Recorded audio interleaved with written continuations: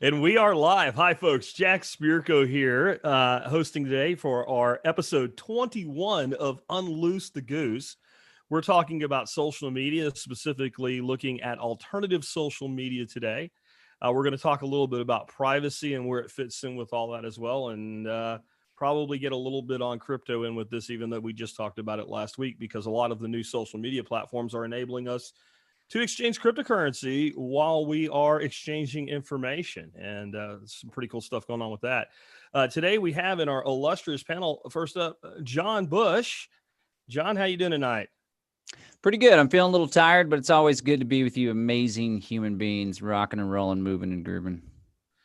We've got Peter Quinones. How you doing, Pete? What's going on? Good to be back. We have the amazing of baseline fame, Xavier Hawk. How you doing, X?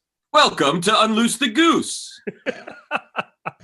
And of course, we have the awesome Nicole Sauce. How you doing, Nicole? Doing great. So we kind of had this in our queue and our sticky on our discussion list up on Telegram, and it was kind of the next item to talk about. There's been a lot going on with alternative social media. There's been a huge migration off of the primary platforms. This week, I believe MeWe was the second most downloaded app in the App Store, if I remember right. That's pretty exciting to me that there is movement in that direction. And for me, the bigger part of this is becoming an issue of privacy, that I think more and more we need people interacting with each other beyond sharing posts about which political team is better or which sports ball team is better or whatever, and more about how to get things done. And it's become very clear to me that a lot of these, I should call them mainstream or first mover or legacy platforms, they're not real hip with that. And a lot of that stuff gets shut down. And it's also extremely public and extremely reported. Does anybody have any thoughts on that kind of leading off? Well, I noticed that I'm still monitoring Facebook. I'm hardly doing anything there, but I've noticed that the feed is slowed down, which leads me to believe that people have left and gone to MeWe, because I've noticed on MeWe, I'm getting friend requests every day.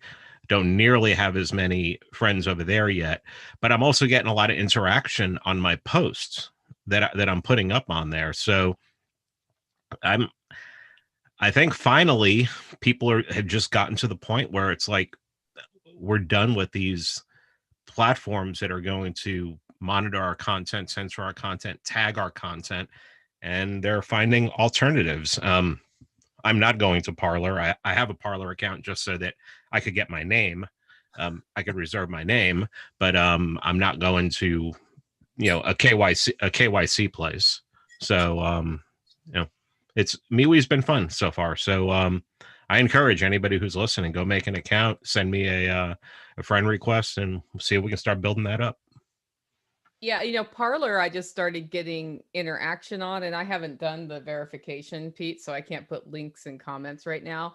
But all of the sudden, last week, it started popping for me.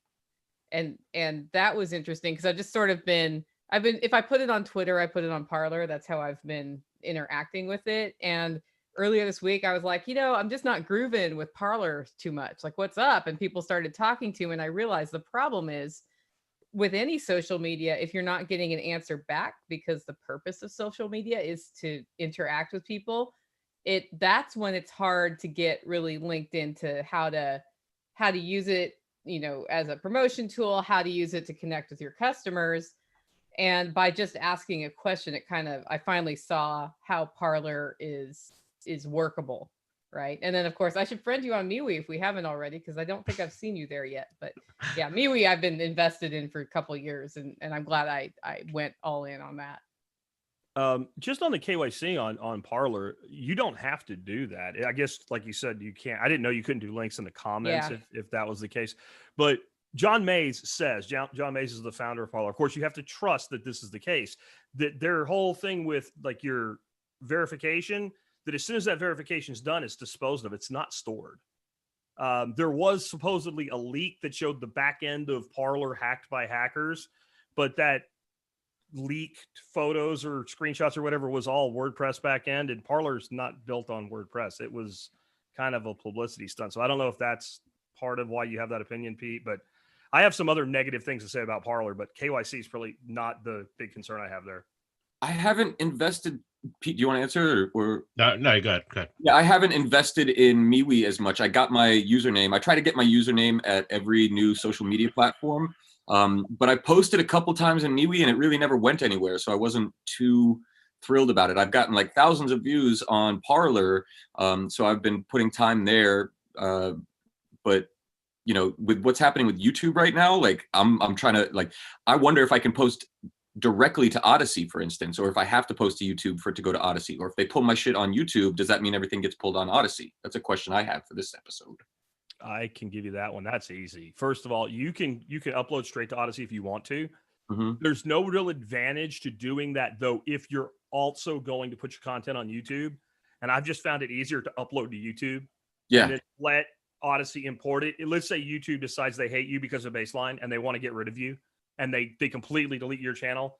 That absolutely has nothing to do with happens on the library Blockchain, Odyssey blockchain. You're good. You're there for is in perpetuity for blockchain. Yeah, because YouTube just put out a letter saying that anybody who questions the election basically is removed. Like literally today, they That's your whole thing. That's my whole thing. That's what I do.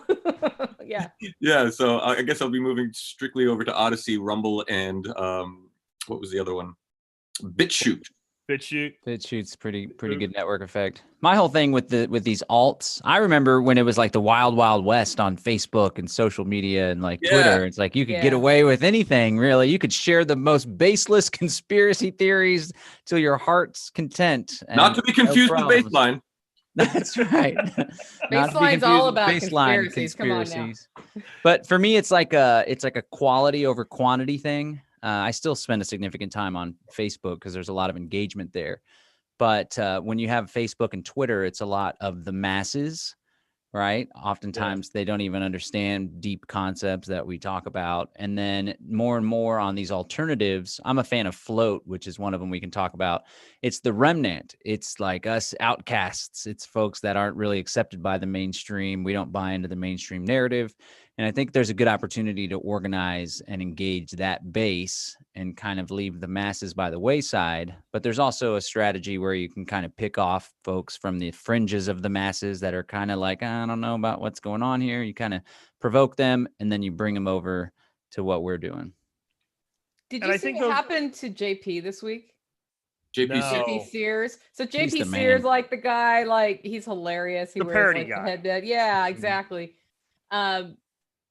Facebook sent him a warning that he was sharing fake information and that they were threatening to shut down his shit. And if he could escape this by retracting the information he shared, which was incorrect, which I'm pretty sure is CDC data. Wow. Okay. Like recent CDC data. And bless his heart. And I mean that in the Pacific Northwest sense of that term.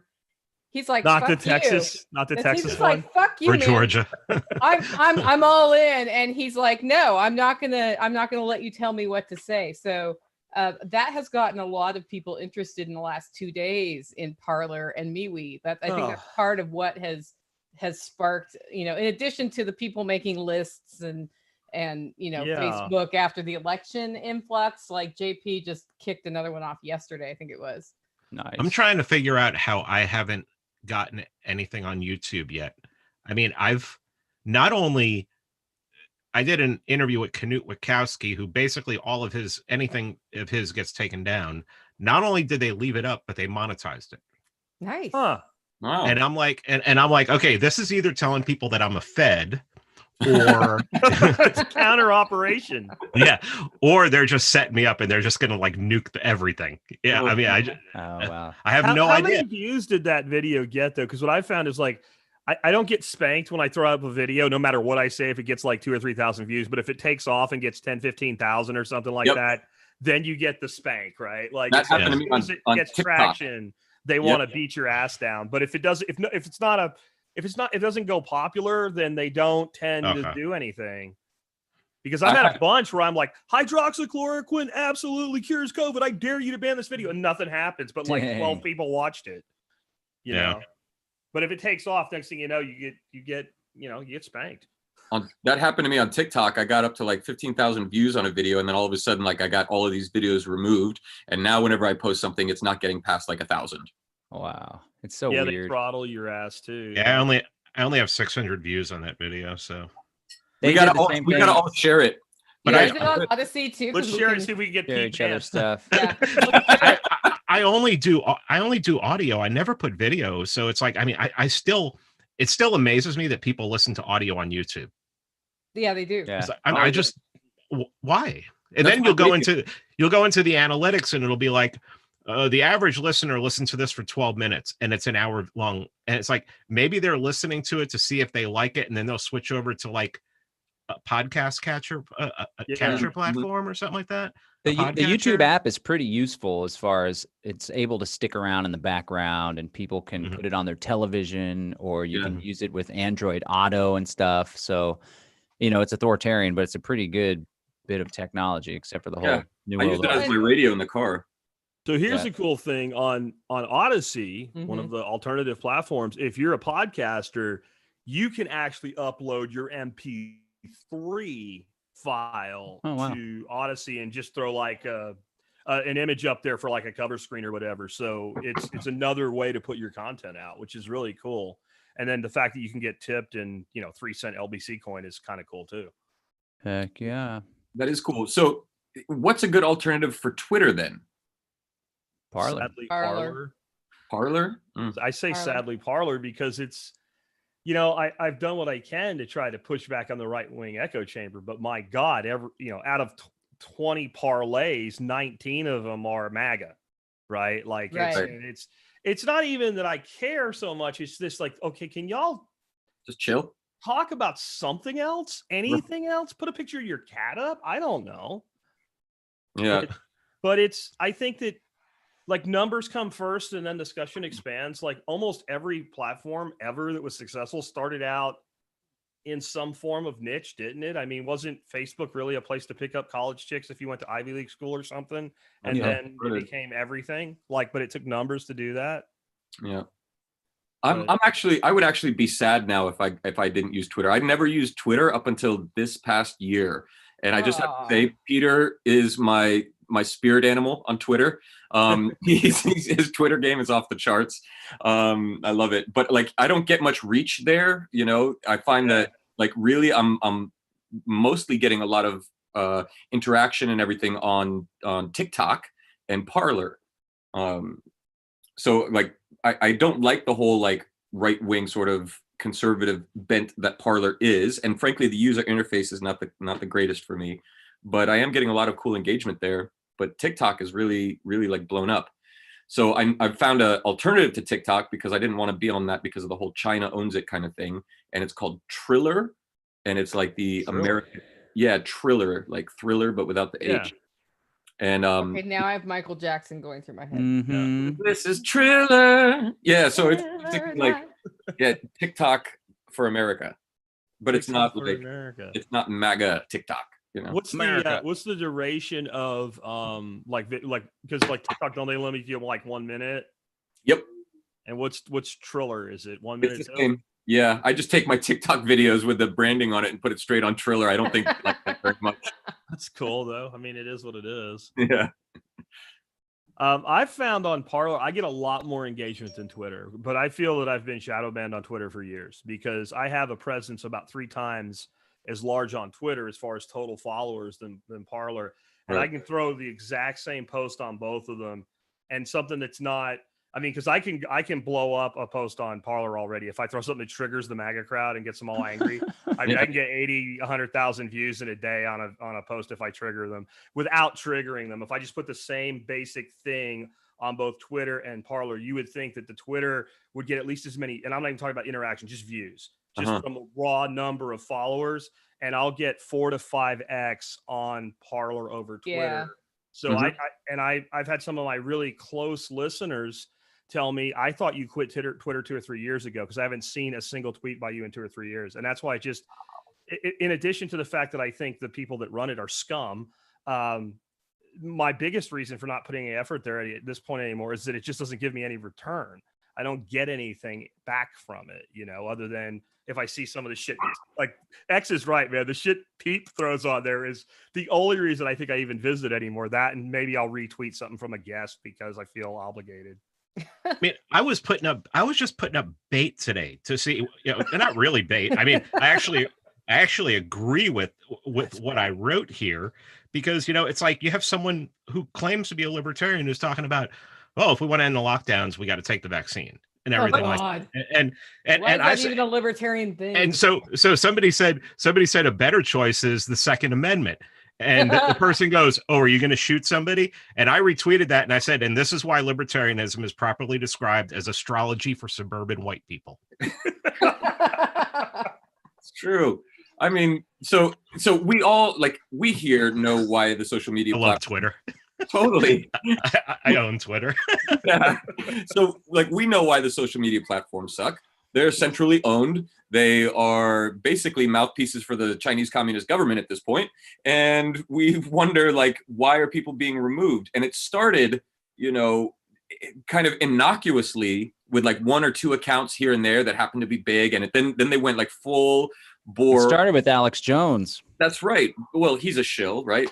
But then they started taking out all the Q guys, Q stuff, just gone. And then now it's just like anybody who says anything against the government. Literally, that's what they say in their new YouTube's new declaration, that the thought police are fully in effect. So that's why they suck. But you know, they're good because we've built audiences and or have followings and or are able to speak on the public square. So we're needing to find new public squares and sort of straddle the benefit of being able to reach a lot of people, which we're finding that we're not able to now, right? Like on Twitter, like Jack just said, and then building more network effect, more people on these new platforms. So I have a counter to that in a bit, in that what I've seen with Twitter, YouTube, and Facebook in the last 12 months is that I used to get a lot of value from an ROI standpoint in the terms of coffee sales and podcast downloads and that sort of thing. I don't. And I went all in on MeWe a year and a half ago. I get way more from that with a smaller audience, because those are the people who are actually following me because they want to, than I am on those other platforms. So when people are like, man, I got to keep Facebook because it's the only way I'm making money, I'm like, you know, 6 months of your time, maybe only 3 months, and you're going to see that's different. And no matter what you do right now, it is getting harder and harder and harder to be getting the kind of engagement we used to love on those platforms. It really is. Back in the good old days. I just like, Facebook was hard for me to leave, not because I liked it. It was hard for me to leave because I was still getting good engagement and good traffic. I'd throw my analytics up and I had tons of traffic coming in from Facebook, especially like my product reviews and all. But the more I thought about it, you know, I'd gotten jailed a couple times. I got threatened a couple times. They threatened to take down 2 different groups that I'd built. One had nothing to do with even what was posted in the group. It had to do with what I posted and being the group owner. And I was like, so then all of this value is tied to this platform that they can take away from me. And I continue to build my presence and therefore their value to their customers on it. And when I snapped my gasket and left, then people came, right? Like when people were like, oh shit, he's serious. He's not coming back. And then, so I disappeared for like 4 weeks and did nothing. And now I throw these like I'm begging to have my account deleted, like, you know, Zucker talk and stuff like that. And like, I've been, you know, spanked and sent to Facebook jail twice. The one time I only even knew it is because I logged in, you know, like it was over a weekend and I happened to be like, I wonder if I could, you know, throw up today. And it's like, you're in I had like 2 hours left in jail. So it's like, that didn't really affect me, but I'm at a point now where I'm done with Facebook, except for this like I call it exodus trolling. It's like, here's a reason that Facebook sucks. Here's where I'm at now. And why don't you join me there?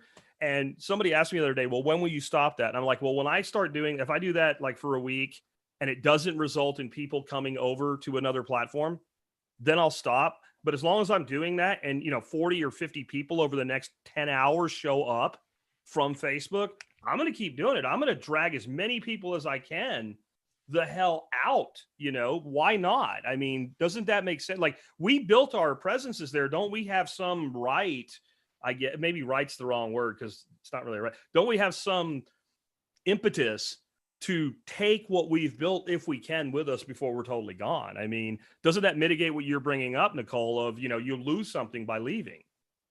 Yeah, I think it does. The way I got to that point, though, Jack, is I scheduled Tuesdays and Thursdays for a year from 7 to 7:30 in the morning. I was live on the chat on MeWe talking to my listeners. So they had a reason to go there. So I think people who are like, oh, I've got everything on Facebook or wherever, if you want to start moving people towards the alt, don't just say, hey, go to the alt. Take them to the alt and give them a reason to be there and not where you're at now.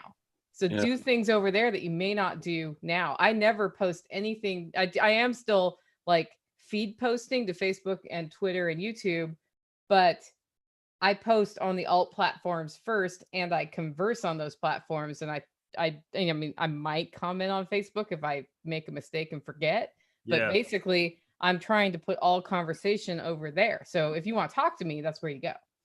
Interesting. That's what I'm doing with Telegram. I'm finding that to be very awesome, and a very awesome platform for that, because it's like direct comms. I'm like able to, and then schedule meetings and just chat with everybody like real people do, something that I said earlier, the public square. I think that there's an argument here between like, oh, it's owned by Facebook, so you play by their rules if you want to use their app, right? There's that sort of mindset, but then there's also like, well, this is like, it should be protected with free speech, in my opinion. Like all of these platforms should be protected with free speech. And I like disagree. An internet bill of rights thing. All right, hit me, John. I agree with John already. Go ahead, John. Yeah, I don't even have to hear John, and I agree. Yeah, no, all right. It's Go ahead, I mean, no, we need to be able to disagree, right? it's always like, what's he's wrong?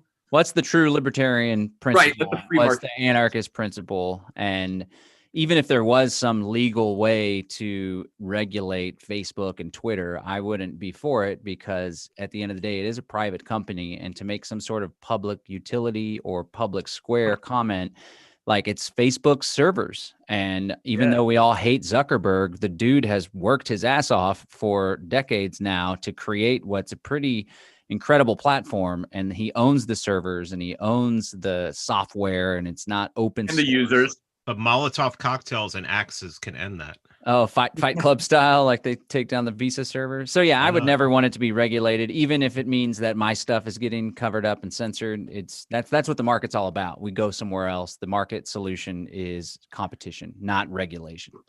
And the counter argument to that has been that Facebook has received tremendous amounts of money from the government and different, from the CIA, subsidies, and that's another reason not to be there. The above board, if you could call it that, but the public disclosed stuff as well, and Section 230 and what have you. And my view is, well, I don't want anybody to be getting money from government anyway, so that I can't tie that to the argument, because like any place anywhere that's receiving government money, I don't think they should be getting government money. Like, so that's I get that. Now I do wonder on 230, if everybody's familiar with Section 230, that basically says these platforms are not publishers, and therefore if somebody puts some sort of like slanderous or litigious article on there, that the source is the person that's responsible, or the agency that's responsible, not the platform. I don't know that they need that protection in reality, because shouldn't that be the case anyway under, basic law premise? But the other side of it is, if they do repeal 230, does that mean, because I don't know the answer to this, is a serious question, like a platform like MeWe, it's really completely private. You can't see anything on MeWe without being a member and without being connected to whoever's sharing it in some way. Would they be protected from losing 230 because it's not a publishing platform? It's a members information sharing system. Does that make any sense? So what the implication there is that if it's private, then Section 230 really has no power over it.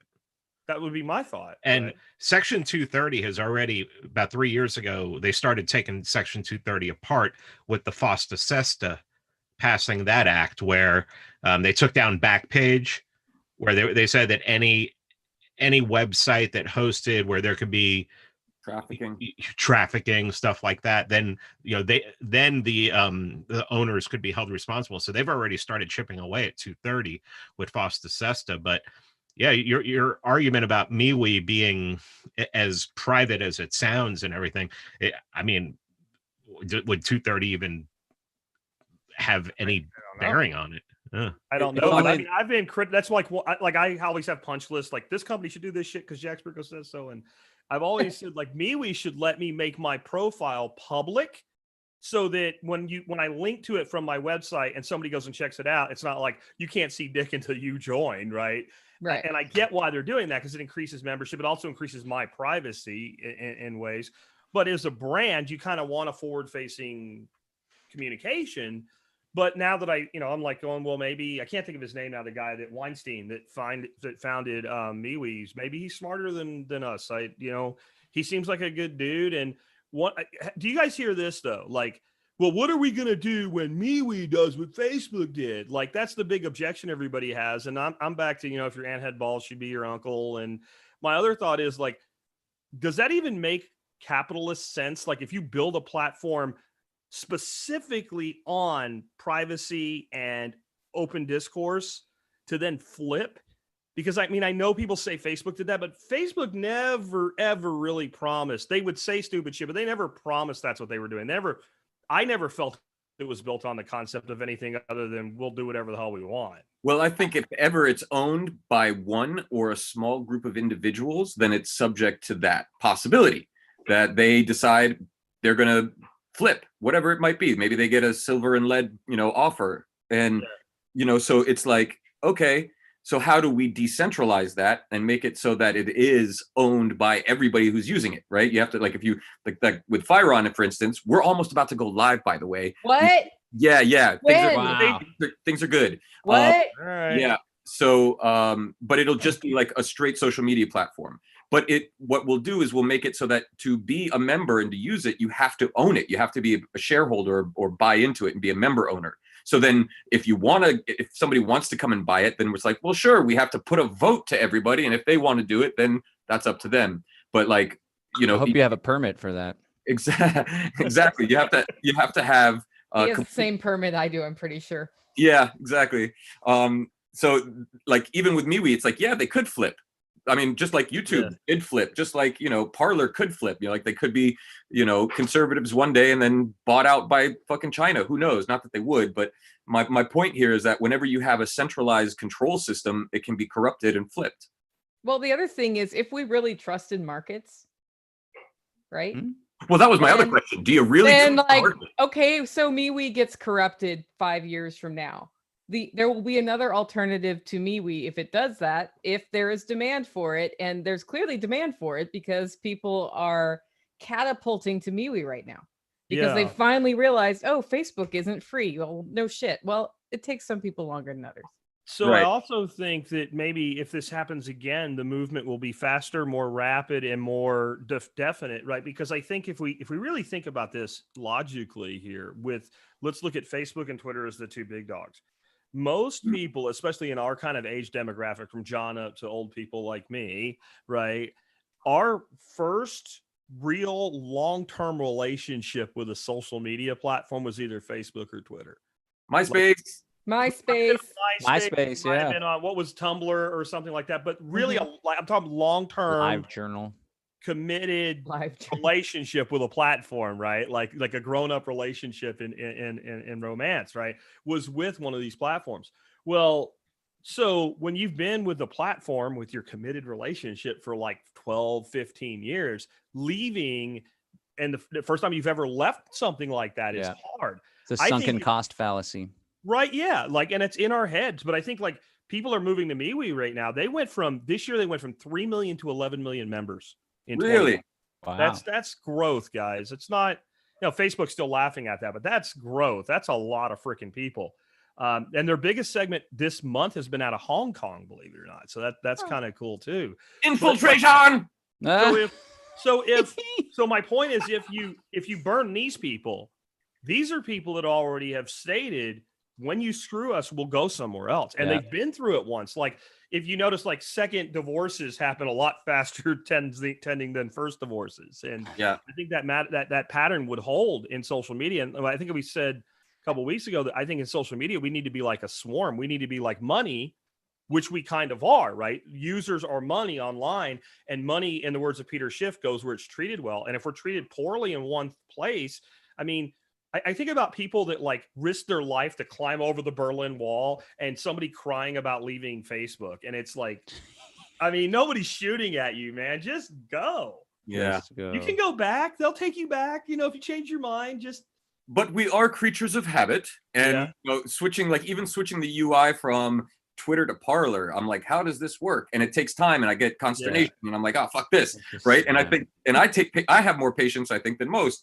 So it really is about like how easily do humans switch their habitual habits? You know, they're not very easy. And again, I think there has to be an incentive. Go ahead, Tom. The masses don't mind the censorship. There's so many people on Facebook that are just cheering on the taking down of posts that are critical about COVID or that question the narrative, right? It's like, what was it, Queen Amidala?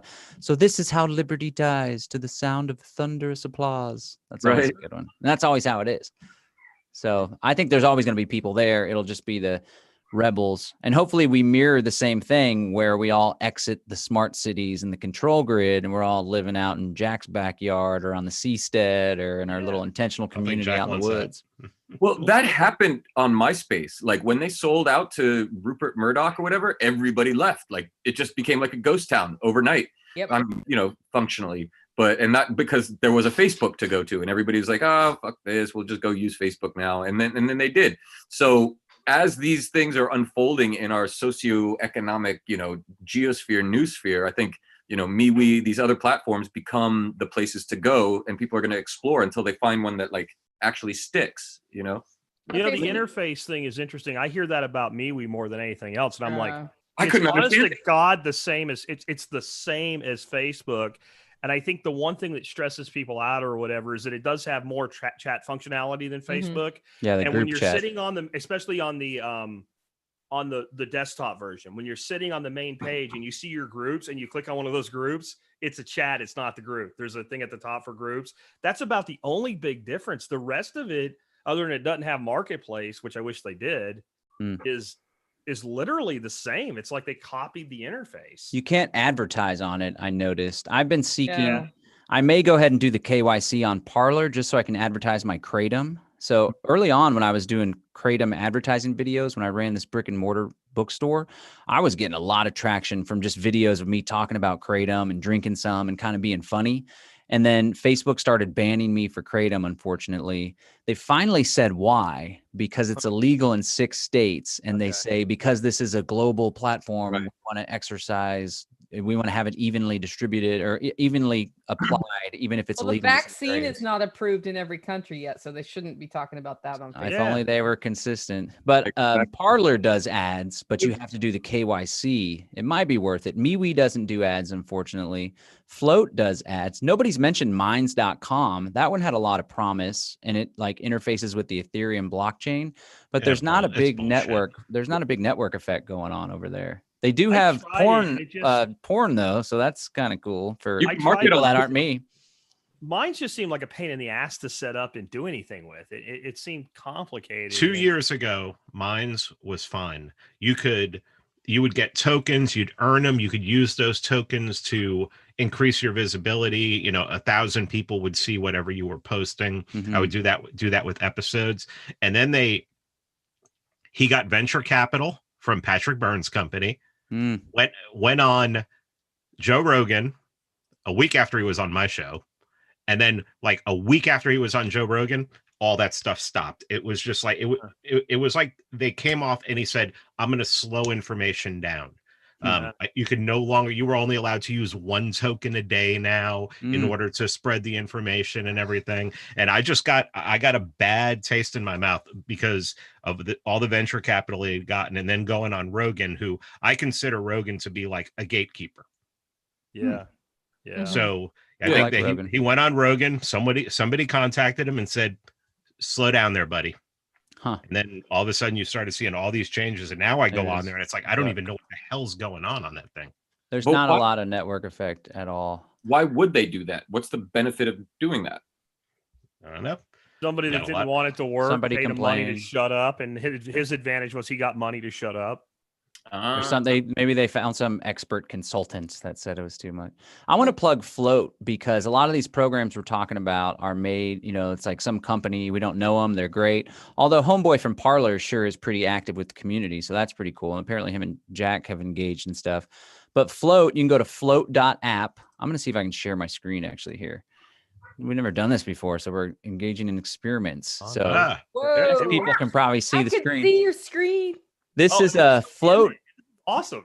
Float.app. Look at that. Look, old Hawk will like this. This would be the perfect logo for YouTube right now. It's the content.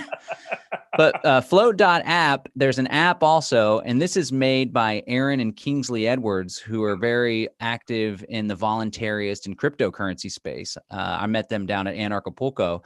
So this is like community made, really close to our community and our network. And there's a whole lot of activists and volunteers. Hey, look at this guy. There's Look a at good that. It's guy John. right there. Yeah. You can live stream to Float, which is cool, although it doesn't get saved. So this is definitely an echo chamber with voluntarists, but it's a cool place. And the app is cool. You can do advertisements, although I didn't get much engagement from it. I think it's just beginning. It looks simple. It's super, super simple. The app is super simple. Here's your little notifications. Yeah. Here's your messages. I've never even gotten a message. It also incorporates a Bitcoin wallet as well, which is good. And you can use that to send and receive money. I have 147 followers. Not really engaging too much, but it's a good start. From looking at your screen, John, would you say it's most analogous and that most like Twitter? No, I think it's more like a slimmed down Facebook. You can Okay. do long length posts, Okay. and But it's you don't kind of have in a like class of its own. I guess it's between Twitter and Facebook. you It's don't have not- groups though. You have like tags to differentiate. It's not like you can create a group that's like the Spirits of the Speakeasy, which will soon be coming to MeWe group. Oh, cool. No, you can't do groups. And it's pretty, I mean, they have I a love that company one. and I think they have some a little bit of money behind it, but it's not a big corporation, so they're coming along slow with the development. But like I said, I just wanted to shout out because this is some folks just like us that were like, this is BS, we need an alternative, and they went out and made it, and it actually works. So that's float.app. I have the other ones pulled up. This is Minds. Look, see, I was telling you that it's got porn stuff, perverted minds. I'm not going to open it up because it's like NSFW. Don't click Okay. on the box right now. Minds looks a lot like Facebook as well, but there's not a lot of network. And then here's Parler. Here's our boy right here. Yep. See, John Matsey is like tweeting at him or parlaying at him, saying they're glad to have him here. He's excited. JP says, I couldn't I be don't know why happier to be JP's here, my not on friend. Odyssey yet. Yeah. Thank you for I making like this doesn't I make possible. emailed him, but sense. he gets a gajillion emails. Yeah. I'd promote the hell out of him if he went there. The one thing I'll say about Parler before you go on, John, is that you showed John there interacting with JP, and JP's huge. But John's interacted with me. I'm not that big on social media. I've seen John interact with people with 200 or 300 people on him. And I'm not saying he does it every day, and I'm sure it's getting harder and harder. But when you have the CEO and founder of a company interacting with users directly, that matters to me a little bit anyway. It does buy a few points. Well, I'll interact with everybody on FireOn. I do. I have a question for Pete, and I know Pete, you Sure. said you had a little bit of limited time today, so I want to make sure Yeah. we get this in. And I So- wanted to bring up one of my favorite sites too after you do this. Sweet. Okay, so you're the person I've seen get kicked into Facebook jail the most out of all of us. So, what is your perspective on the alternative social media versus the big guys?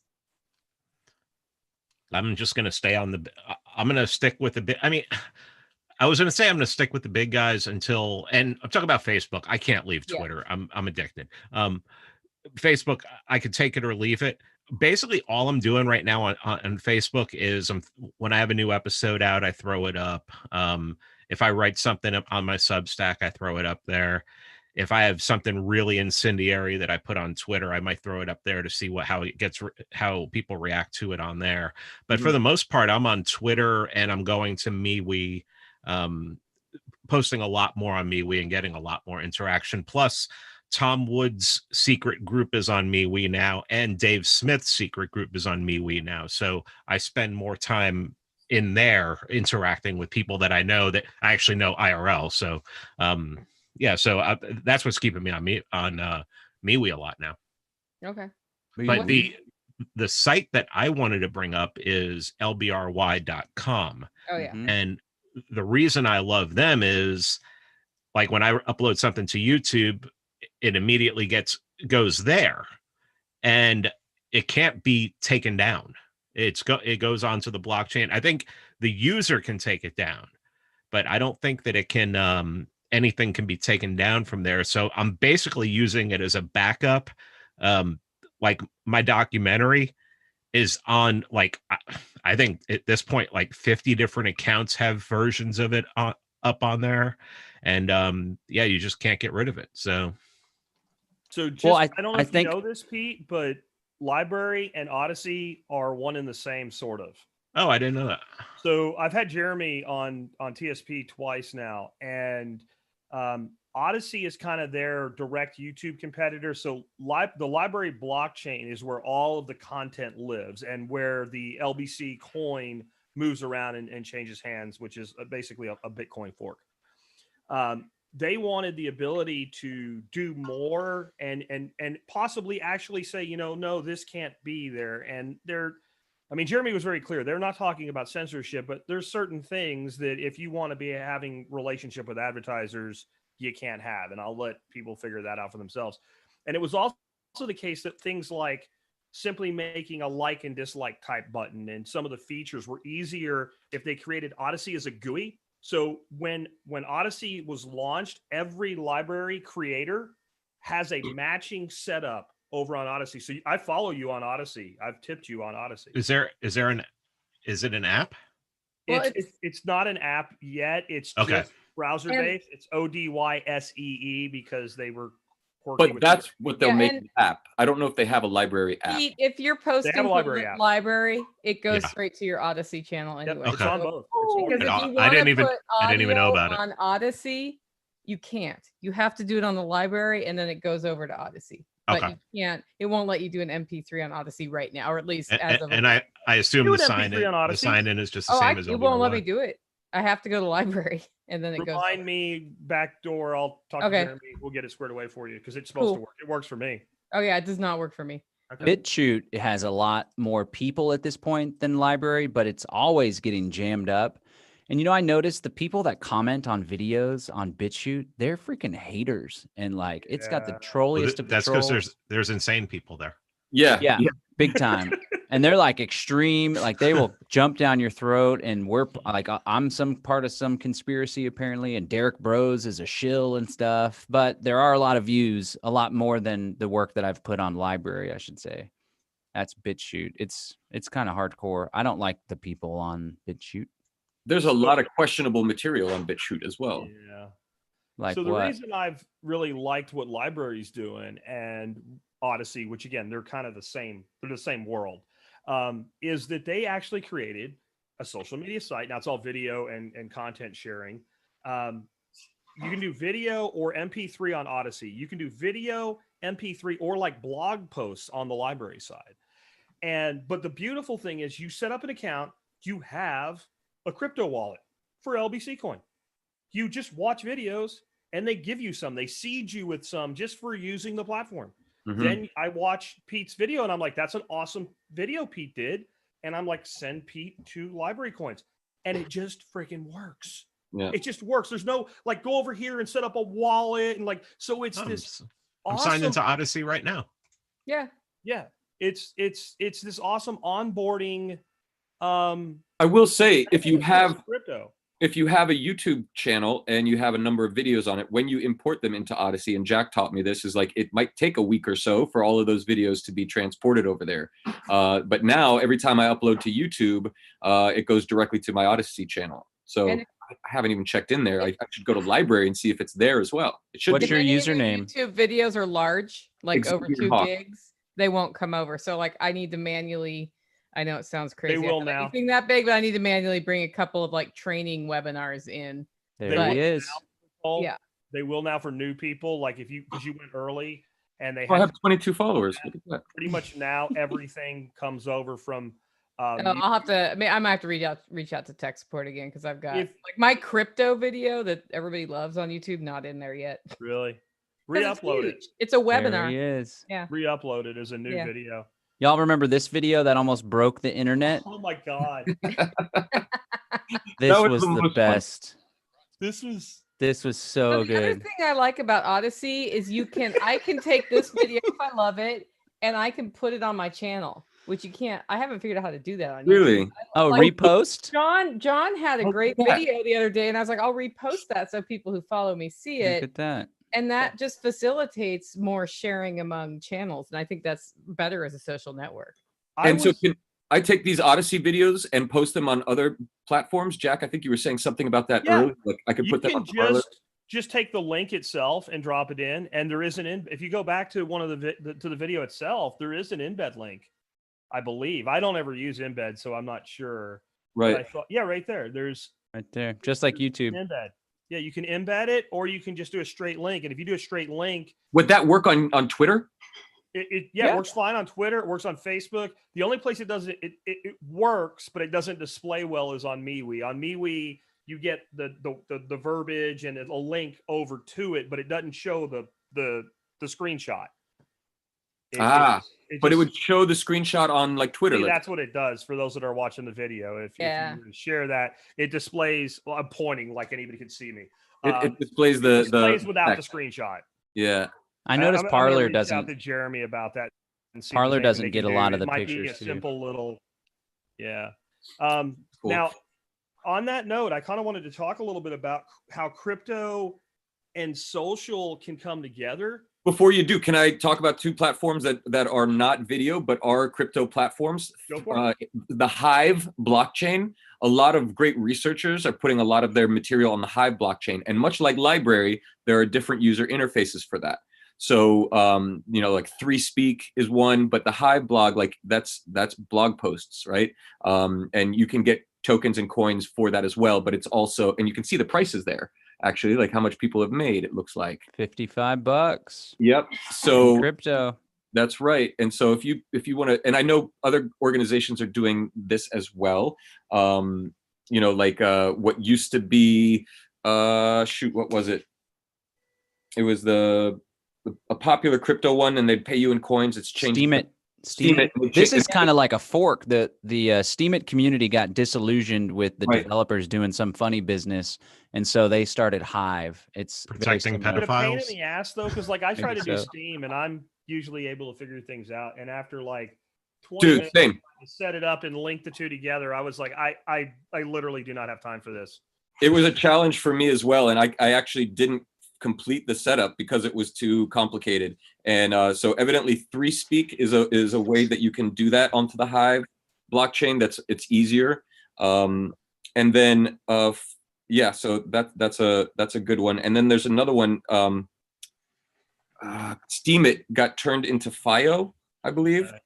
A good friend of mine, Luke Stokes, he is a really good dude, and he works on FIO. And so they took a fork of Steam It, I think, if I remember correctly, and now it's more user friendly. You get crypto wallets, and like it's super simple to use. He's a really smart dude and has done a great job with it. So that's FIO, FIO. There's a new service, since everybody here has a podcast. It's called Sphinx, and I haven't set it up yet, but it actually allows for your listeners to stream Satoshis to you while they're listening to your podcast. Oh, neat. I'll And take it them. uses the Lightning Network to do it, because I was like, why would you use Bitcoin for microtransactions? That's dumb. Yeah. But apparently it uses the Lightning Network through Litecoin or whatever, and you have to rent some sort of thing to stream back or something, and it's cheap. I haven't done it yet, but that's like I'm looking to see more and more stuff where people can willingly compensate each other. Just today, or yesterday actually, I found out from the R team, the Pirate Chain privacy coin, that they have a tip bot on their Discord, where when you're on their thing, you can tip other members in R, but you can also do things like if you're hosting a call, you can do a thing called rain and like give everybody a little bit of R that happens to be participating in the call. And I thought that was really cool. And Drath, who is kind of their head guy, said, "Oh, that works across Discord." So in just about 5 minutes, we installed it on the TSP Discord. So we're now able to tip each other with a complete privacy coin.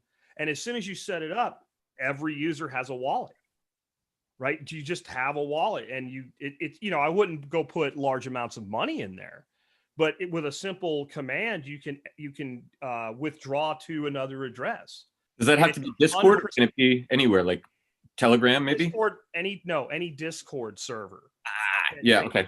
Now there is a thing, I don't know how it works yet, but there's a thing called a bridge bot where you can actually bridge your Discord and your Telegram together. Oh, nice.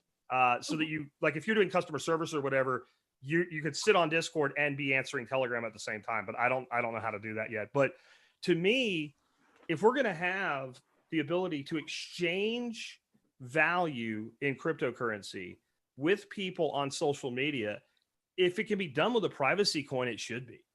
Like, if there's any place we should be using privacy coins, to me, that would be the place. Yeah.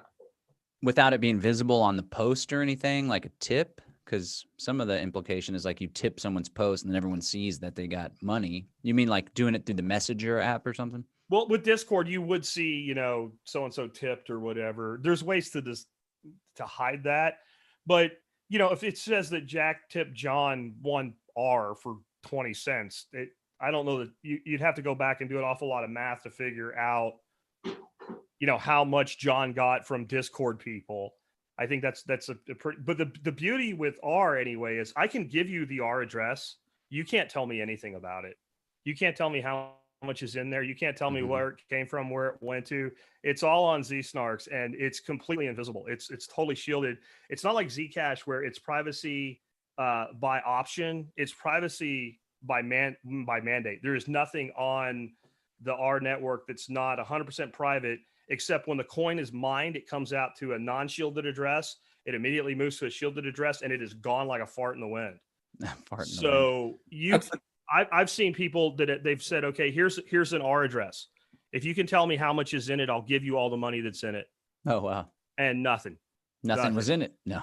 Hey, guys, I just got this right now, and it's pretty ironic with what we're talking about. So I'm going to share my screen, and this just came in. It popped up. Your post goes against our community standards on drugs. All it is get some kratom and eat here. When your roommate walks in and you're eating kratom and it's a koala eating some leaves. Oh my God. So they've been pounding on my stuff from 2017, 2018, and thankfully they don't ban me. So this is the process when you get a little community standard, and they're actually reversing a bunch of them. So they even say some items aren't regulated everywhere, but because of the borderless nature of our community, we try to enforce our standards as consistently as possible. So they're trying to say I'm selling drugs, even though it's a freaking plant. So I disagree with the decision each time. I tell them that I don't think it goes against their standards. We usually offer the chance to request review and follow up with decisions, but we can't do that because of COVID. What? Everything because of COVID. Because people who work in technology can't work. Scroll down a little bit. That guy's crazy. Grandmaster Jay. That's your boy? No, he's crazy. He's a communist. Yeah, they've been hitting me up from 2017 and 2018, like literally 2 or 3 times a day. I get a little community standards from old school kratom posts. It's nuts. It's too much. So they're going backwards and flagging your stuff from like years and years ago, huh? It's got to be an algorithm. Everybody. Or I got some haters that are like, this guy seems like he's doing good lately. He's all happy doing a bunch of podcasts. I'm going to try to fuck him up. I hate this motherfucker. I was suspended for all of October. Yeah. For posts you should in have been. 2019. Oh, wow. Crazy. John, they must have like a 2-year You're wrong, though. I think you might be dead on with haters like start reporting a bunch of your crap, because I know that happens. I have family that make all their living off of Instagram, and we absolutely know when that happens to them, when people just decide to start reporting shit, and just pure volume, eventually something sticks. Yeah. I've been banning more people. Pete talking about the election before the election because he might have changed the outcome. Oh yeah. Well, I have a tendency to do that. Well, I mean, I think what they did was they just wanted to get rid of a lot of people who'd be like, just don't bother voting. Mm-hmm. Yeah. I mean, there's no point in it. That's the I mean, ultimate and rebellion. we found out there was no point in it because Yeah. Yeah. whoever they want to Pipeline. install, they're going to install. Hey, this I heard selection otherwise on, created Baseline. Baseline, the greatest 3-minute internet TV show in history. Without the election, there would be no Baseline. That's right. That's right. Actually, without you guys, I was supposed to fly to your gathering in Texas. I had my flight. I was dressed up in my 3-piece suit, ready to go. And then I'm like, oh shit, I'm sick and I have COVID. So I stayed, but it was like 5 a.m. in the morning, and I'm like, well, I've been thinking about doing this thing. I might as well do it. So Yeah. COVID. I was actually in Texas when that was going on. Really? Oh man, I was in Lake Jackson. Yeah. Yeah. So we got a question. He was just hanging out with Ron Paul. No big deal. No big deal. NBD. But what? Ron Paul's better than we are? What are you talking about? Yeah, come on. We got Jack Spirko. No. You see, Peter has Harry, man. Somebody texted on the YouTube chat that the reason that Peter's not getting banned is because he's too intellectual for the moderators to understand. So he's on like a whole nother level. I believe that could be true. Exactly. He's using words they don't understand. Exactly. But we did get a good question, which is having so many media accounts, it's too much social media. How do you keep up with them? How do you track them? And that's from Joe Tundra Walker, who's been a huge supporter of the show. So thanks, Joe. The deal is you don't. So I think what happens with social media is you have a list of what you do. And so like as a content producer, I broadcast on all of them. And then the ones where I'm getting the best interaction are where I will concentrate time. Yeah. And then if there's one like Parler, I wasn't getting interaction recently. So then I thought, well, let me throw a fishing line out there and ask a question. And then if I get interaction, I will invest time there. But if you're spending lots of time on all of them, that's a waste of time, because if you're not getting the ROI, there's no point. Yeah, I have an answer for that too, but I want to let everybody take a stab at it. So to me, it has a lot to do with, are you a brand or are you just an individual wanting to communicate? Like, to me, if I can engage with new people by being on a platform and it doesn't take that much time, I'll do it. Because basically, I think what most of y'all do is what I do. You either have an automated way that you get content out, and the ones that you can't do that with, you make a snippet, you hit Control-C and Control-V, send, Control-V, send, open some tabs, and boom, boom, boom. And in 5 minutes, you've shared across all those platforms. And then, like Nicole said, where does my traction come from? The balance with that is, like, I made a big push with MeWe about the same time Nicole did. I did MeWe Mondays. So Jack was on MeWe and not on Facebook all Monday. I remember that. And it helped. It kind of got some things off the ground, and it did form a baseline community. Baseline. Right. And so he's in the tequila now. Anyway. Whoa. Easy, killer. It's about to get real. And, It's like the Pennsylvania lawsuit got dismissed for Trump. But it was when I went back to MeWe and actually said, you know what, this is going to be the place I invest most of my effort, because I love groups. And that was why, because I love groups. And now it's explosive and it's constantly growing. I mean, like, every time I log in, I have to approve, 10 to 20 new people. And I have to say that I don't think that's all Facebook Exodus momentum. I think it's okay. If you even if you're a brand, what I'm saying is you should pick a place or two that you put most of your effort. And for me right now, it's honestly Discord and MeWe. And then sometimes your audience will thrust upon you what they want from you. So much as Volvo was branded with safety, not by their marketing department, but by their market, the way we ended up with a TSP Discord is a bunch of people got pissed off on the Facebook group, went over and made a Discord server and said, hey, we made you an admin, whether you like it or not, please get involved. And, okay, so I was kind of drug against my will in a Discord, but now I like it because my people are there. Yeah. And I think where you put your time is going to be where your best success is going to be. What about I'm gonna get out of here, guys. Take care. It was a pleasure. Good seeing you, brother. Thank you. Have a good night. Thanks, Pete. I'm a big fan of this guy named Russell Brunson. And if anybody sells things or markets, or even if they're a brand doing podcasts or whatever, this guy is just the expert genius when it comes to marketing. He's the one that does a lot of funnel stuff and the upsells and everything. And so he released this book called Expert Secrets. And he says to treat the platforms differently. there's something that I would do wrong before, and I do this often. I do this with the alts. Like Jack was saying, I'll copy and paste the same thing from Facebook and post it on all the other ones. And then I don't necessarily go engage as I should, although I'm trying to do more MeWe. But they have different functions. So like Instagram stories is like your reality TV. That's what he says, to like get a behind the scenes look that's like not polished. YouTube is like your sitcom or your show.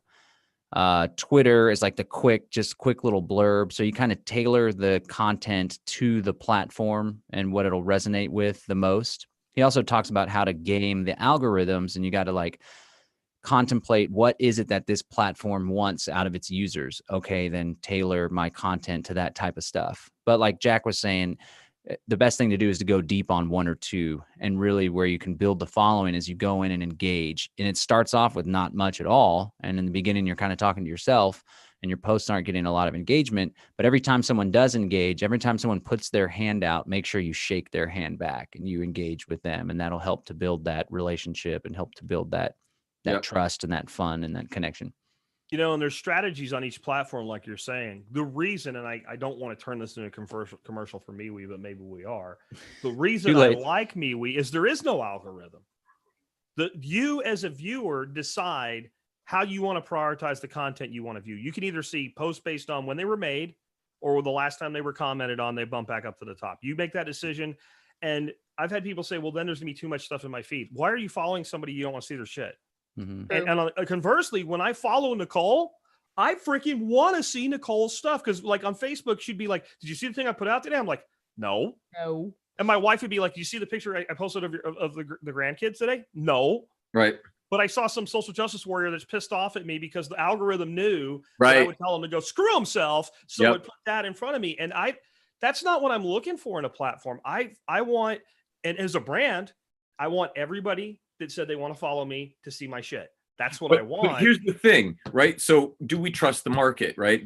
They make things that get you emotionally responsive. And because you do, I know, and others here do, like, personally audit your own behaviors and your own thoughts, but the general population does not. And so like when I'm interacting on Facebook or whatever, I know that if I'm looking at, if I even look at that too long, it's going to come more. Like if I see more people being like cops and people being beaten up in Portland, like that's what I'm going to get. And I don't want that.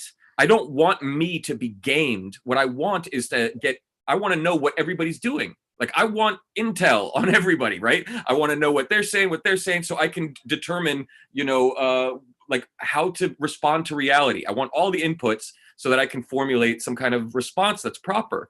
Now, on like Fireon, for instance, I want to have Fireon.com. I want it to be that, like, if you follow some people, you're going to see everything. Like, you don't have to hit notifications. Like, I really want to see that person. You're going to see the whole list. And if you want to see one person's more, then you can do notifications. But you're going to see everybody, not like what we're pushing you or what we think you like. What I think is that people can choose what they want more so. And I think that's what you're saying, like with me. I think that we should be able to see, if you subscribe to somebody, you should see their shit. If you get tired of their shit, you should unsubscribe to them. Like, simple. Why? And I think most people that are not marketers think that's how Facebook works. Yeah. They think that's no. My cousin's child can die, and because I haven't looked at her stuff much in the last year, I'm not going to know it. Yeah, she's agreeing with you, Jack. Just saying, but she's I think most people don't, like, most people that aren't us, that aren't like, that are just throwing stuff back and forth to their family, they don't understand that they didn't see their family's crap, because they're not, they're not doing what we're doing. They're not trying to build a following of 100,000 people.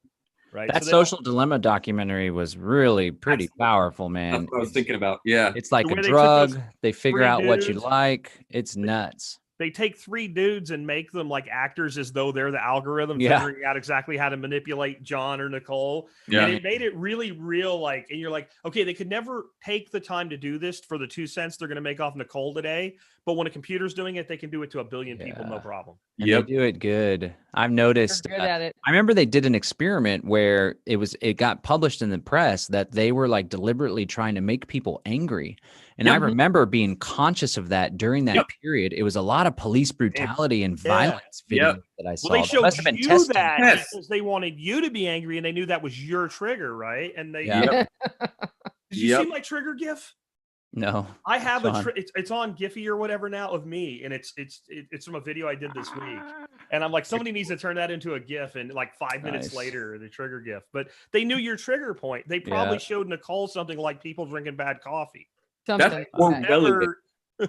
Or people microwaving coffee. I remember she was very Microwaving mad at coffee. Ooh, No. I No. noticed. Instant coffee also sucks, although I'm about to make one for hikers. See, 'cause but again, they know they can do it. See There you go. how mad she got?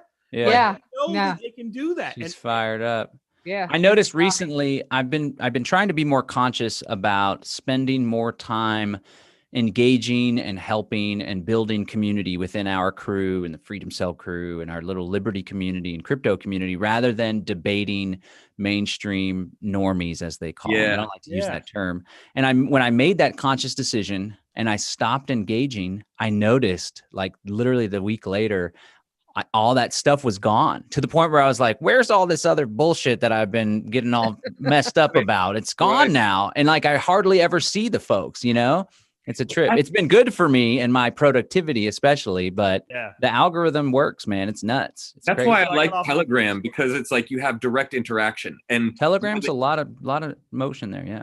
Yeah.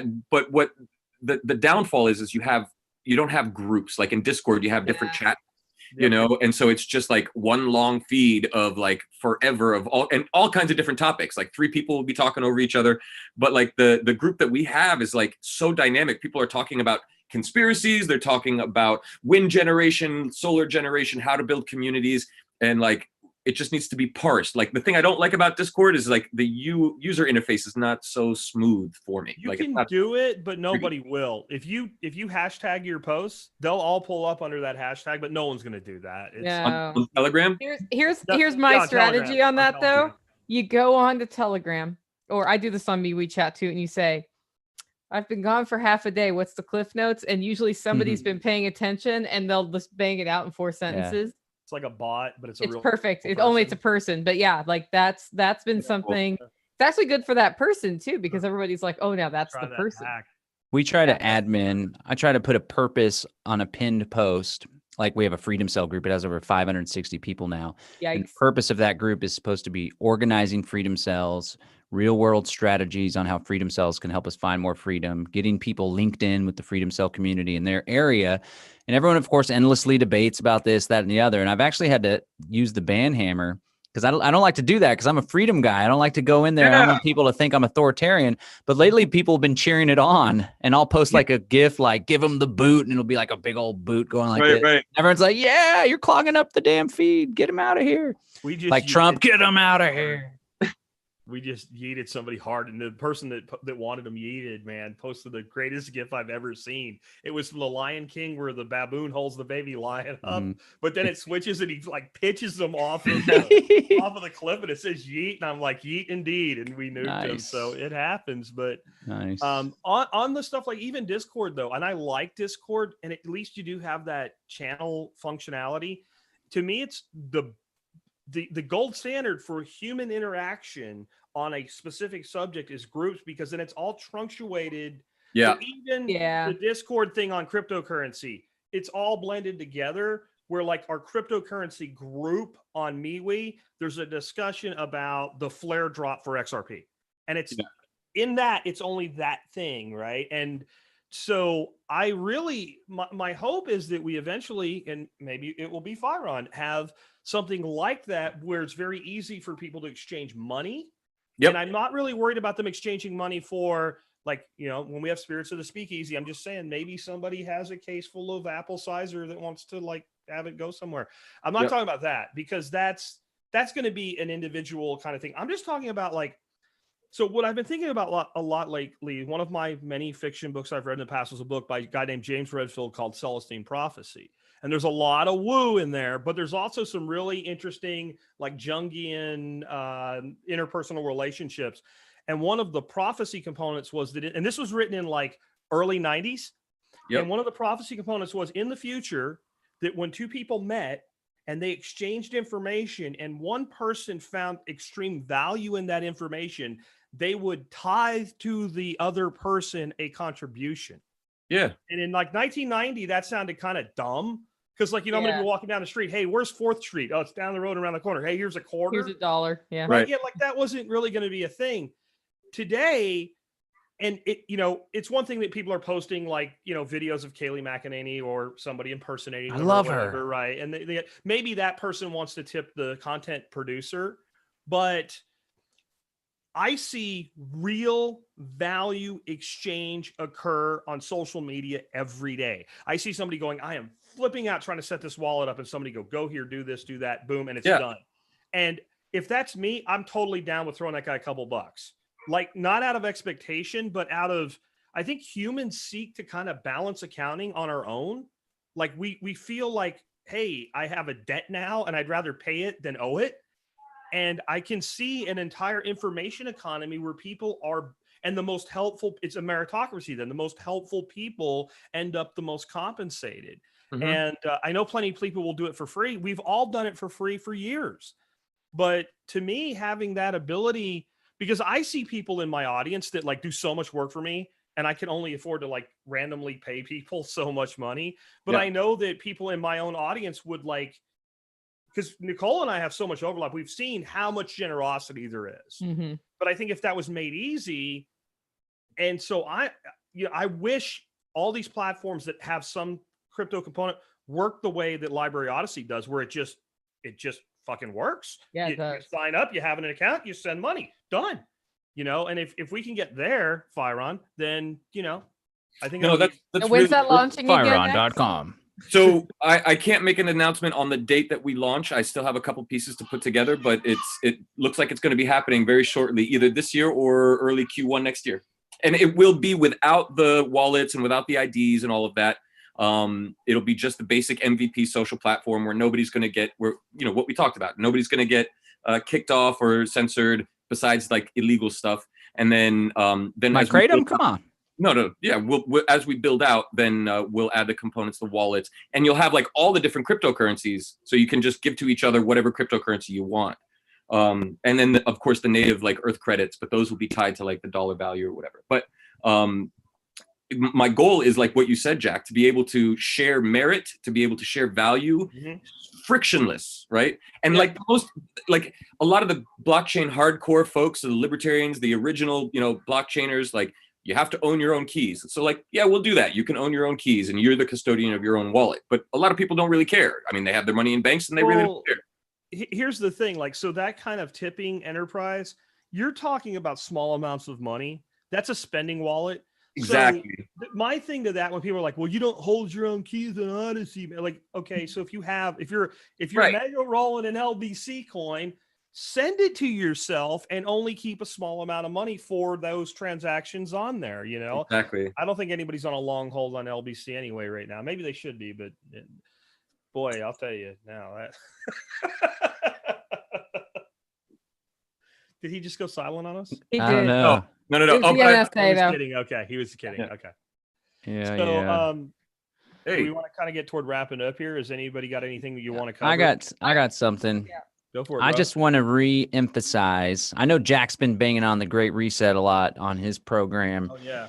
And I have too. And again, what the World Economic Forum envisions for the future, this fourth industrial revolution, is like merging technology and biology and drawing people away from the public square and behind their computer and into virtual reality with these headsets. And like, that's where you engage. That's where you go to your business meetings. That's where the kids go to school, all this stuff. They essentially want to create a mirrored world that most people interact with. And even when work gets done, you engage with the virtual world and there's robots that actually do the physical work. Well, this is a nightmare dystopia. So while social media is great and, it's a paradox, it's good and it's bad. It brings a lot of people together, but it also takes us away from that human connection. I just want to reemphasize, just like we did on the events podcast a couple weeks ago, nothing tops human connection, right? Like I'm in some of Jack's groups on MeWe and the Telegram groups. We have Unleash the Goose groups and all sorts of stuff, but nothing tops when we went to the workshop at Jack's place with freaking 80 of us hanging out, drinking beer, slapping high fives, playing pool, family Thanksgivings, whatever it is. Don't freestyle rap. Freestyle rap. Freestyle rap in Texas. I think that's illegal somewhere. That was very impressed, John. I had no idea. It was very fun. It was. Oh, dude, you can freestyle? We gotta Heck do it yeah. someday. Yes, Yeah. Yeah, he We- now and has he, to like, do it at wrapped every event. aquaponics thing. and everybody's name into it and shit. It was crazy. Yeah. Ooh, People are like, that's did you come awesome. up with that? Did you write that? And I was like, it just happened yesterday. What are you talking about? Yeah. That's cool. Yeah, but don't lose sight. Remember, the most important thing is in person. The original social media is hanging out at a party, drinking a beer, or sitting down, having a picnic with a group of friends, talking philosophy. I think we've got to start thinking more like these are telephones and telephones from the 1980s when some of us were kids and some of us were babies. Where like I remember when I was a teenager, I grew up in a really small town. And if you wanted somebody's phone number, you'd be like, what's your phone number?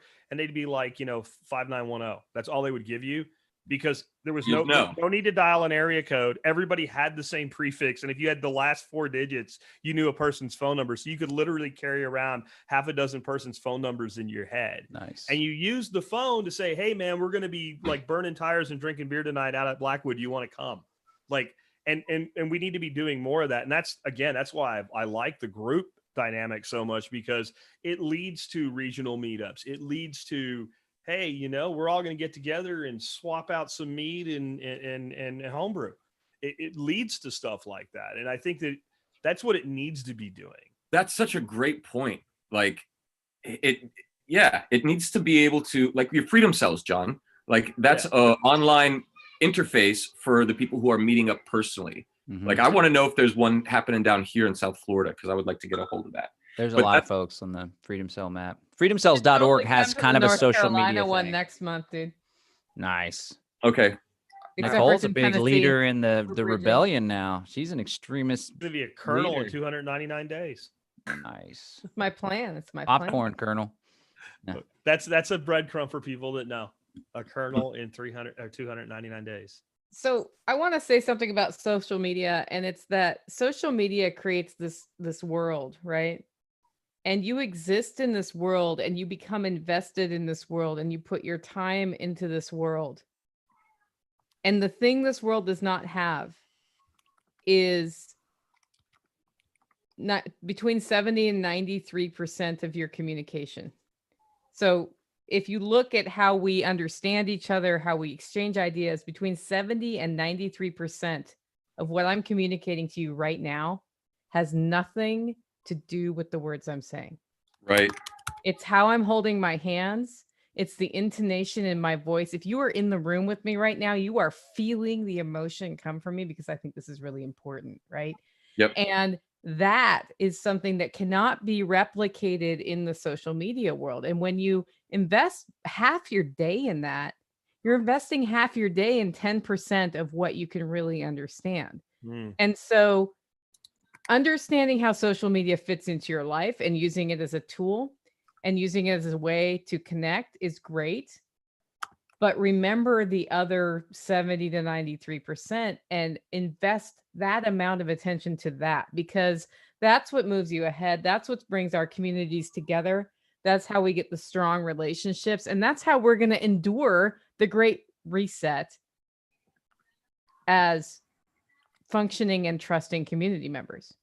On that note, John was talking. John, you're working with Derek on something called the Greater Reset, and that's synergy cool. with a phrase that I came up this week during my discussion with Draith Kata from Pirate Chain of the concept of a great privacy reset. Like to me, all of the things that they want to do with the Great Reset revolve around containing and controlling humans, and you do that through controlling and containing commerce.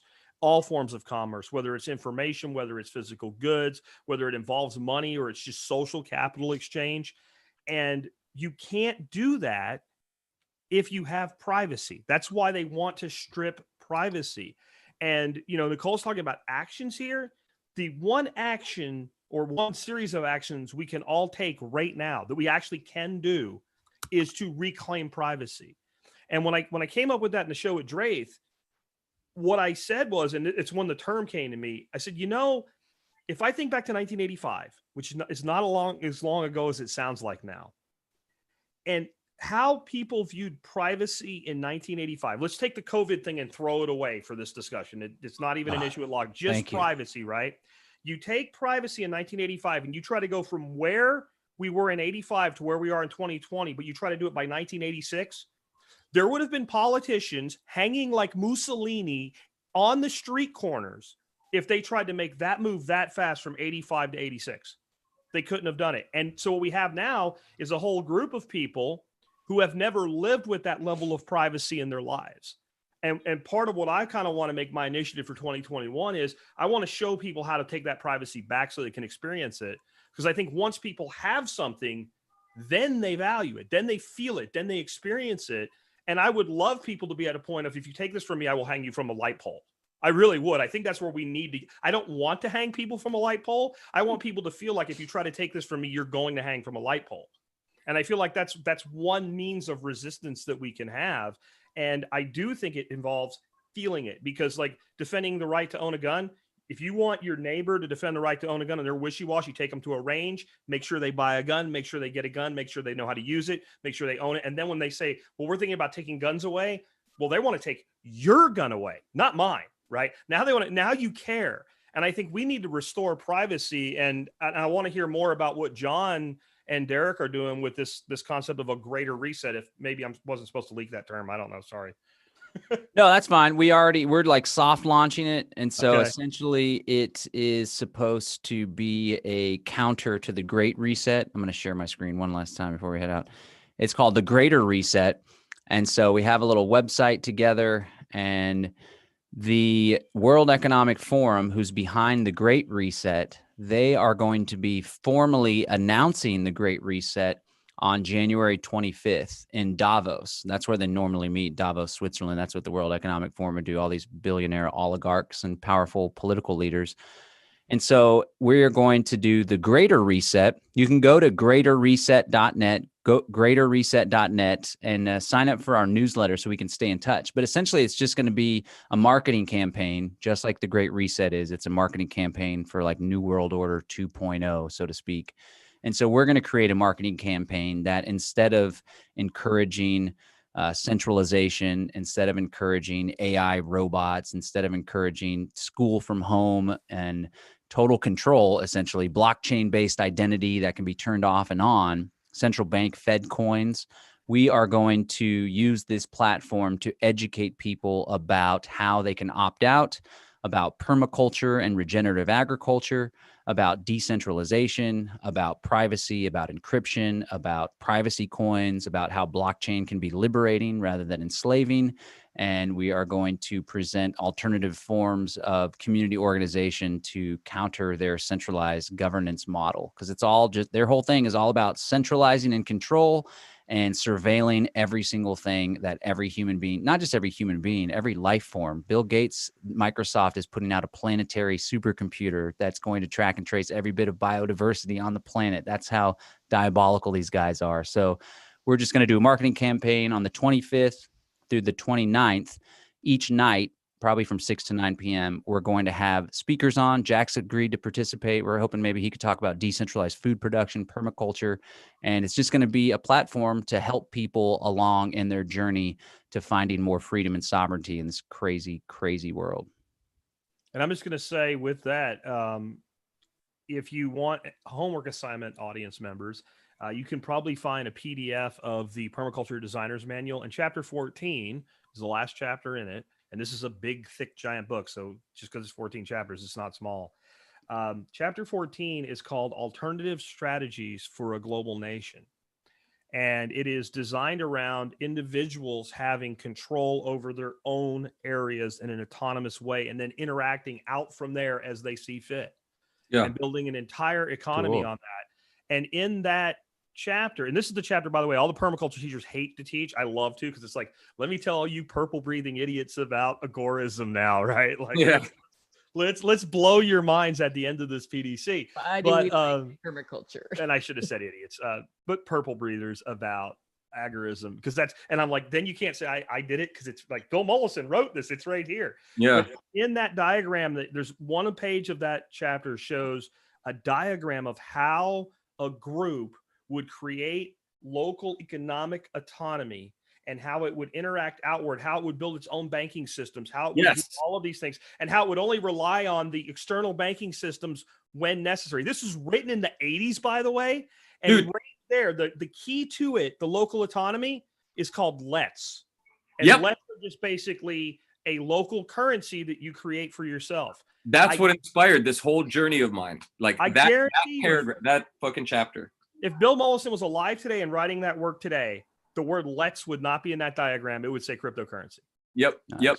It would absolutely would. So if you want some homework tonight, folks, to taking this to a level of agorism and local autonomy that is, put together by a guy that was a certified, like, crazy level maniacal genius.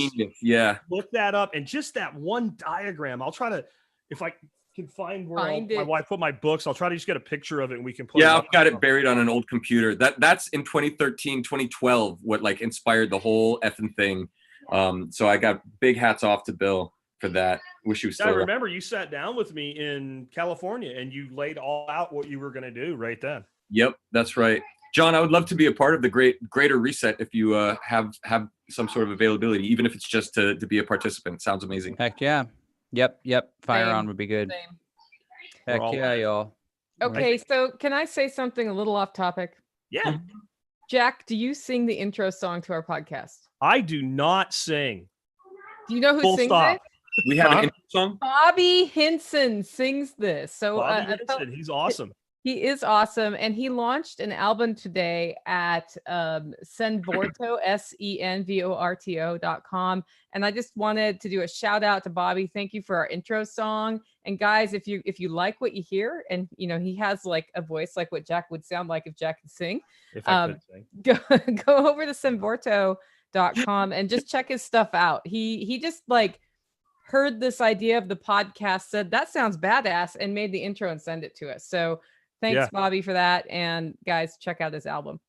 Yeah. Cool. Does anybody else got anything else before we wrap it? Because we're like an hour and a half in at this point. I got to run. Yeah. Really appreciate you guys. Fireon.com. I would love Unloosethegoose.com. Unloosethegoose.com. Yeah. Seriously, on that note, guys that are listening to this podcast, if you just tuned in today because you found something on iTunes or somewhere else about agorism and living a free life, you can check out all of our stuff at unloosethegoose.com. We are a community of podcasters, but we came from a community. The entire name of Unloose the Goose just showed up on a conversation on social media one day. And the entire idea came originally from a challenge to a lot of thinkers from Curtis Stone, who is supposed to still be part of this group. We don't ever hear from him. But, well, we also talked about it on our episode of TSP a couple months back, right? With the whole leaving relocation, strategic relocation. Yeah. So, but my point is, come on by unloosethegoose.com, subscribe to our newsletter. Maybe we'll actually figure out one of us that will send emails so that but get on our Telegram, because we're actually good about that, and get connected with us. And if that's t.me/unloosethegoose. And if you are listening to us on like some sort of podcatcher or something, subscribe, man, because we're not going anywhere. We're at with Blackjack episode today, 21. Woo-hoo. It's been fun, guys. Appreciate you. And you'll get for new listeners, you'll get a revolving cast, because there's more of us, and some of us come in and we can only be here for an hour and we disappear in the middle like Pete did today. But you'll get different people at different times and different perspectives. And if there's something you want us to talk about, tell us. We'll probably do it. And guys, I appreciate you guys being with us today. This was a